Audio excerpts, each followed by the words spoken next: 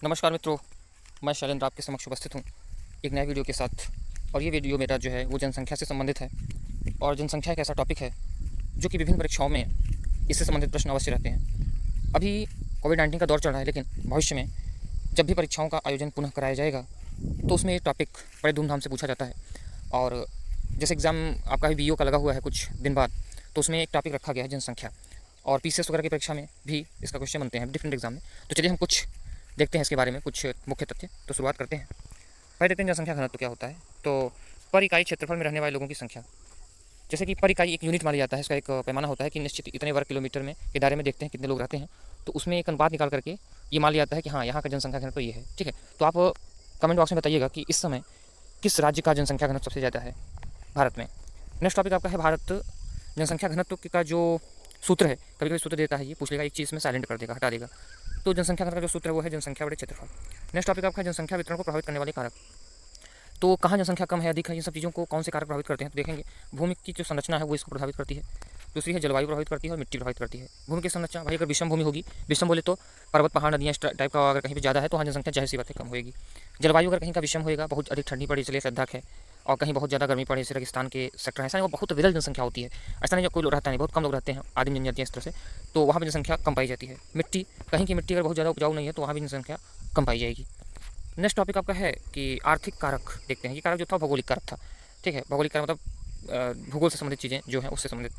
आर्थिक कारक आप देख लेते हैं मिनरल की उपलब्धता। मिनरल में से होता है तमाम चीज़ें, जैसे कि उस कहीं पर भी अगर, जैसे कि आप देखिए झारखंड में एक समय जनसंख्या विरलता थी, लेकिन अचानक घनता क्यों हो गई, क्योंकि वहाँ पे तमाम माइनिंग के कार्य चलने लगे, मतलब खनन के कार्य होने लगे। तो इस मद्देनजर वहाँ पे तमाम इंडस्ट्रियों का कार्य शुरू हुआ, वहाँ जनसंख्या बढ़ गई। नेक्स्ट टॉपिक आपका है शहरीकरण। जो शहरीकरण से भी जनसंख्या बढ़ जाती है, जैसे किसी स्थान विशेष में कोई शहर ऐसा है जहाँ पे जनसंख्या पहले कम है लेकिन वहाँ संसाधन उपलब्ध होते गए तो जनसंख्या बढ़ जाएगा उस शहर का। फिर हो गया औद्योगिकरण। ये जो औद्योगिकरण हो रहा है, अगर किसी स्थान का कहीं उद्योग लग गया तो जाहिर सी बात है बहुत बड़ा उद्योग लगा, 4 किलोमीटर 5 किलोमीटर के दायरे में कोई प्लांट लगा, तो जाहिर सी बात है कि वहाँ पर तमाम लोग रहेंगे, मजदूर रहेंगे, वर्कर रहेंगे, इंजीनियर्स रहेंगे, तो लाखों लोग वहाँ पे हो जाएंगे। ये आगे सामाजिक एवं सांस्कृतिक कारक भी इसके जिम्मेदार हैं। कोई स्थान धर्म की दृष्टि से अत्यधिक अचानक महत्वपूर्ण हो गया तो वहाँ की जनसंख्या बढ़ जाती है। ठीक है, सामाजिक कारणों से भी जनसंख्या बढ़ जाती है, और ये सब विभिन्न कारक हैं जनसंख्या को बढ़ने के। नेक्स्ट टॉपिक जनसंख्या वृद्धि। जनसंख्या वृद्धि होती क्या है, तो किसी विशेष क्षेत्र में किसी विशेष समयावधि में होने वाली वृद्धि। किसी विशेष क्षेत्र में विशेष समयावधि मतलब एक स्पेशल टाइम में वहाँ कोई, जैसे कि बॉम्बे में अचानक जनसंख्या बढ़ गई, आज़ादी के पहले वहाँ पे बहुत ज़्यादा जनसंख्या नहीं थी, मतलब अंग्रेजों ने उसको बसाया तो औद्योगिकरण का बहुत तेज़ी से हुआ और वहाँ जनसंख्या बढ़ती चली गई। ऐसे ही कुछ शहर ऐसे हैं, जैसे कि कोई अच्छा मिनिस्टर नेता हो गया, उसने किसी खास शहर पर फोकस किया, वहाँ पे तमाम इंडस्ट्रीज लगा दिए तो हम जनसंख्या बढ़ जाती है। विशेष समय होता है, जैसे होता है ना कि इस साल में हाँ यहाँ इस कारण से संख्या बढ़ गई। यह धनात्मक या ऋणात्मक हो सकता है। तो धनात्मक हो सकता है, ऋणात्मक। धनात्मक मतलब कि जनसंख्या बढ़ते क्रम में हो सकती है या कहीं जनसंख्या घट भी सकती है किसी स्थान की। इसे संख्या या प्रतिशत द्वारा प्रदर्शित किया जा सकता है। किसे, जनसंख्या वृद्धि को प्रतिशत से नोट कर सकते हैं, आप दिखा सकते हैं, और संख्या के आधार पर दिखा सकते हैं हाँ यहाँ पे इतने लोग बढ़े। यह किसी विशेष क्षेत्र के आर्थिक, सामाजिक और सांस्कृतिक विकास का संकेतक है। तो भाई जाहिर सी बात है कि अगर किसी स्थान में जनसंख्या बढ़ रही है तो वहाँ कुछ खासियत होगी, कोई सांस्कृतिक विविधता होगी, कोई आर्थिक चीज़ें होंगी वहाँ पर, तब तो जनसंख्या बढ़ेगी। या कहीं जनसंख्या घट रही है तो भी उनके पीछे यही कारण होंगे कि वहाँ से सांस्कृतिक, जैसे कि अब इसको समझिए कि जैसे जम्मू कश्मीर रीजन में जनसंख्या घटी एक वर्ग विशेष की या किसी भी की, तो वहाँ कुछ सांस्कृतिक रीजन कारणों से किसी को दमन सहना पड़ा, तो ऐसी स्थिति में भी जनसंख्या घट जाती है। नेक्स्ट है जनसंख्या वृद्धि दर और सामान्य जनसंख्या वृद्धि दर जिसको आप कहते हैं नॉर्मल पॉपुलेशन ग्रोथ। इन सब चीज़ों को हम देखेंगे। आगे देखें सामान्य वृद्धि क्या है, जन्म माइनस मृत्यु। जन्म कितनी हो रही है और मृत्यु कितने लोगों की हो रही है, इसका आप सब्सट्रैक्शन कर देंगे, घटा देंगे, तो सामान्य जनसंख्या वृद्धि निकल आएगी कि कितना जनसंख्या बढ़ रही है। वास्तविक जनसंख्या वृद्धि आपको निकलेगी जब आप क्या करेंगे, जन्म से मृत्यु को घटाएंगे, फिर उसमें आंतरिक प्रवास जोड़ेंगे और बाह्य प्रवास को घटाएंगे। आंतरिक प्रवास क्या है, आंतरिक प्रवास है कि आपके अंदर, देश के अंदर कोई आ जा रहा है, किसी राज्य के अंदर कोई आ जा रहा है तो उसको आंतरिक प्रवास कहते हैं। बाह्य प्रवास क्या है कि कोई बाहर से आपके यहाँ आ रहा है और अब बाहर से यहाँ से बाहर जा रहा है, ठीक है, उसको बाह्य प्रवास कहते हैं। इन सब चीज़ों को भी काउंट किया जाता है। तो ये हो गया वास्तविक जनसंख्या वृद्धि। कभी कभी ये सूत्र दे देता है एग्जाम्स में, बेसिकली वो आपसे पूछ लेता है, तो इसको आप ध्यान रखेंगे ये सूत्र को, और इससे रिलेटेड कभी कभी आंकड़े देते हैं तो आपको इसमें फिट करके उसको निकालना पड़ता है। नेक्स्ट टॉपिक आपका है जनसंख्या, धनात्मक जनसंख्या क्या है, तो जब जन्म दर मृत्यु दर से अधिक हो तो उसे धनात्मक जनसंख्या कहते हैं। मतलब जन्म ज़्यादा हो रहा है लोगों का, बच्चे ज़्यादा पैदा हो रहे हैं और मृत्यु कम हो रही है, तो मानिए जनसंख्या वहाँ की बढ़ेगी तो वो धनात्मक कहलाएगी। नेक्स्ट टॉपिक आपका है जनसंख्या ऋणात्मक जनसंख्या वृद्धि क्या है, जब जन्म दर मृत्यु दर से कम हो। जब जन्म दर कम है वहाँ पे मृत्यु दर ज़्यादा है, मतलब लोग मर ज़्यादा रहे हैं वहाँ उनकी मृत्यु दर ज़्यादा है और वो जन्म कम हो रहे हैं तो उसको ऋणात्मक कहते हैं। तो ऐसे कंडीशन में जनसंख्या वहाँ की कम हो रही होगी। जनसंख्या परिवर्तन के घटक क्या हैं? 3 घटक हैं किसी स्थान की जनसंख्या में परिवर्तन होने के।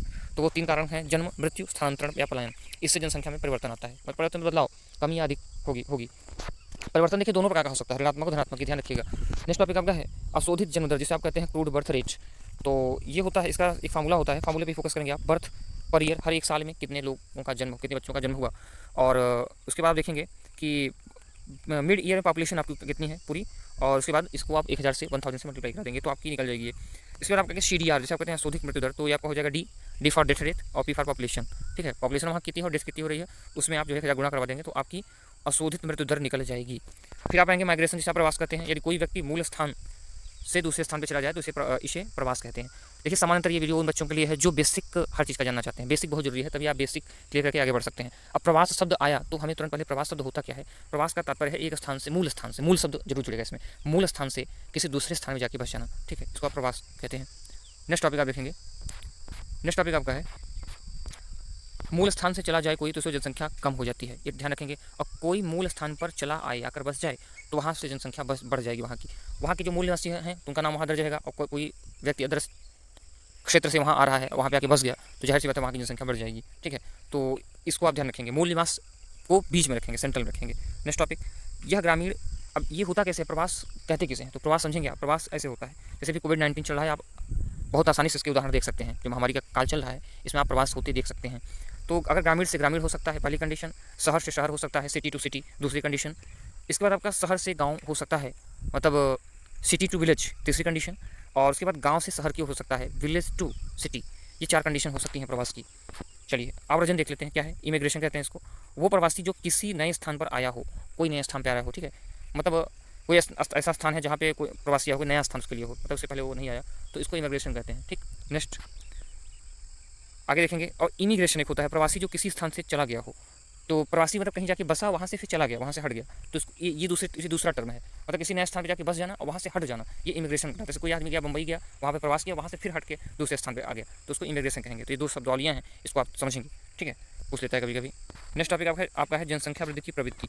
जनसंख्या जो वृद्धि की प्रवृत्ति है, जनसंख्या वृद्धि होती कैसे है, तो एक यहाँ पे चार्ट है, उसको आप देखेंगे। चार्ट के थ्रू आप जल्दी समझ जाएंगे। तो देखेंगे इसमें आप, जैसे कि 1600 है ना, मान लीजिए 1600 ये समय है, 1600 ईस्वी का जो टाइम है, तो उसमें जनसंख्या काफ़ी कम थी, लेकिन तमाम कारण जैसे औद्योगिकरण हुआ, यातायात हुआ, औद्योगिकरण विकास हुआ, जनसंख्या बढ़ी 1700 में। फिर उसके बाद यातायात का विकास हुआ, फिर जनसंख्या बढ़ी। फिर जॉब प्रौद्योगिकी आ गई, जनसंख्या एकाएक तेज़ी से बढ़ी। तो मतलब तमाम कारणों के कारण जनसंख्या एकाएक बहुत तेज़ी से बढ़ गई। अब इसके पीछे एक और कारण है, इसको एक देखेंगे एक तथ्य के जरिए, कि विश्व को 5 बिलियन जनसंख्या होने में हज़ारों साल लगा।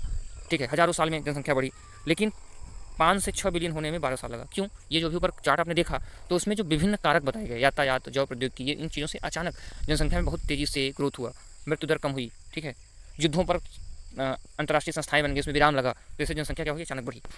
नेक्स्ट आगे देखेंगे, जनसांख्यिकीय संक्रमण क्या है। भाई संक्रमण आप जानते हैं, फैलाव। संक्रमण का तात्पर्य है कि दूसरे से किसी चीज़ का फैलाव। तो इस शब्दावली का मतलब क्या है, देखेंगे। यह थ्योरी भविष्य की जनसंख्या का अनुमान करता है। इसके जरिए भविष्य में कितनी जनसंख्या हो सकती है, जैसे बताया जाता है ना आंकड़ों में, कि भारत की जनसंख्या आने वाले 2050 में इतनी हो जाएगी ना, 1.5 अरब हो जाएगी, इस तरह से। तो ये ऐसे आंकड़े जो हैं वो इससे अनुमान लगाया जा सकता है, और उससे व्यवस्थाएँ बनानी पड़ती हैं, देश में व्यवस्थाएँ बनाता है उस हिसाब से। जनसंख्यिकी या जनसंख्या को नियंत्रण करने में भी ये काफ़ी सहयोग करता है। जनसांख्यिकीय चक्र क्या है, तो चक्र साइकिल जो होता है, तो इसको देखेंगे। ग्रामीण, ठीक है, कोई ग्रामीण है तो शहर में गया, ठीक है, उसका पलायन हुआ, वो कृषि करता था, उद्योग में गया, मतलब ये कह सकते हैं कि ग्रामीण से शहर, शहर से ग्रामीण। अब देखिए, अब इसको जनसंख्या चक्र आपको यही समझ में आ रहा होगा। एक उदाहरण सबसे अच्छा कोविड-19 जो महामारी चल रही है इस समय, मतलब 2020 में। ठीक है, तो यहाँ पे आप देखिए कि पहले लोग गाँव से कृषि छोड़ करके शहरों में गए, फिर वहाँ पे आपदा आई, वहाँ पे उद्योग धंधे बंद हुए, तो अचानक वहाँ से उनको फिर गाँव में आना पड़ा। और अब क्या होगा, जैसे ही महामारी खत्म होगी, साल 2 साल लोग गाँव में किसी तरह अपना कार्य करेंगे, लेकिन उनकी आर्थिक स्थिति उतनी अच्छी नहीं होगी। फिर उसके बाद क्या होगा कि धीरे धीरे फिर वो शहरों की तरफ जाना शुरू करते हैं, तो ये एक सर्किल बन गया। यही कहलाता है जनसांख्यिकीय चक्र। ठीक है, नेक्स्ट आएंगे, एक इसको हम देखेंगे तो समझेंगे। एक हमारे पास चार्ट है, जैसे एक पहले स्टेज, इसको पहले नीचे एक हमारे पास डिस्क्रिप्शन है पूरा, इसकी व्याख्या उसको देखेंगे, तब इस चार्ट को देखेंगे। स्टेज 1 देखेंगे, हाई जनसंख्या वृद्धि, हाई मृत्यु दर। ठीक है, स्टेज 1 में क्या होता है, हाई जनसंख्या रहती है, हाई जनसंख्या वृद्धि होती है और हाई मृत्यु दर होता है। तो अनिश्चित खाद्य उपलब्धता इसमें रहती है। खाद्य उपलब्धता अनिश्चित क्यों होगी, कि भाई हाई जनसंख्या वृद्धि जो हाई मृत्यु दर, ज़्यादा लोग पैदा होंगे, ज़्यादा लोग मरेंगे, तो इसमें क्या होगा, खाद्य उपलब्धता मतलब भोजन की जो उपलब्धता है वो कम होगी। इसको स्टेज से एक समझेंगे। जैसे बांग्लादेश हो गया, जैसे जो देश हैं, तो इनमें क्या होता है कि हाई जन्म दर है, हाई मृत्यु दर है। ठीक है, तो यहाँ पे खाद्य उपलब्धता काफ़ी कम पाई जाती है उस हिसाब से। मतलब निश्चित नहीं रहती है। अनिश्चित मतलब होता है निश्चित नहीं है कि कभी ज़्यादा कभी कम, क्योंकि इसका अनुमान लगाना मुश्किल होता है ना, कब मृत्यु भी कब जन्म दर भी अनिश्चित है, मृत्यु दर भी निश्चित है। स्टेज 2 में देखेंगे जन्म दर अधिक, मृत्यु दर अपेक्षा कम। तो स्टेज 2 में की स्थिति क्या होती है कि जन्म दर इसमें अधिक होता है, मृत्यु दर थोड़ा सा कम होता है इसमें, ठीक है। तो स्टेज 2 के अंतर्गत आप देखेंगे तो आपकी जो पेरू, श्रीलंका, ये सब देश स्टेज 2 के अंतर्गत आएंगे, ठीक है। तो इसमें क्या है, वही स्थिति जो है कि जन्म दर अधिक और मृत्यु दर अपेक्षाकृत कम, जन्म ज़्यादा होता है, मृत्यु कम होती है। भाई जनसंख्या इसका मतलब जाहिर से यहाँ बढ़ेगी उचित स्थिति में, सब तो ये थोड़ा ठीक ठाक स्थिति में देश कहे जा सकते हैं। स्टेज 3 क्या है, जन्म दर और मृत्यु दर में कमी। तो जन्म दर और मृत्यु दर में कमी जनसंख्या वृद्धि स्थिर या अल्प दर से होती है इसमें। तो इसमें जन्म भी एक लेवल का रहता है और मृत्यु दर मतलब लगभग बराबर। जैसे जन्म हुआ मान लीजिए 10 बच्चों का, तो मृत्यु भी लगभग 9 या 10 के आंकड़े में हो गई, तो स्थिर रहेगी या अल्प, कैसे ना अल्प दर थोड़ा सा बढ़ेगा। तो स्टेज 3 में इसके अंदर जैसे कि जापान वगैरह है, तो आप देखते होंगे जापान वगैरह की आबादी थोड़ा कांस्टेंट ही रहती है, बहुत ज़्यादा ना बढ़ती है ना घटती है, ठीक है। तो ये 3 सिस्टम से आप समझेंगे कि स्टेज 1, स्टेज 2, स्टेज 3 से आपको समझ आएगा कि कहाँ किस देश की कैसी स्थिति होती है। जनसंख्या की 3 कंडीशन हो सकती हैं। तो आज का वीडियो हम यहीं पे समाप्त करते हैं और नेक्स्ट वीडियो हम जनसंख्या से संबंधित 2 पार्ट बनाएंगे, पार्ट 2 बनाएंगे, उसमें हम आप लेंगे दोबारा।